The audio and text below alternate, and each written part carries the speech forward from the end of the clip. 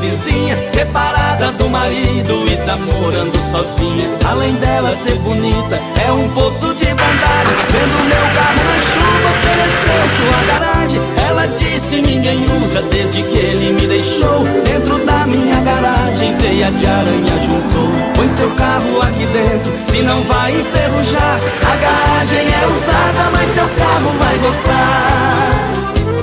Põe o carro, tira o carro, a hora que eu quiser. De garagem apertadinha, que doçura de mulher.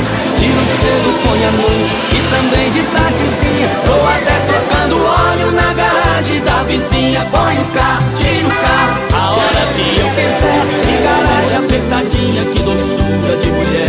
Tiro cedo, põe à noite e também de tardezinha. Tô até trocando óleo na garagem da vizinha.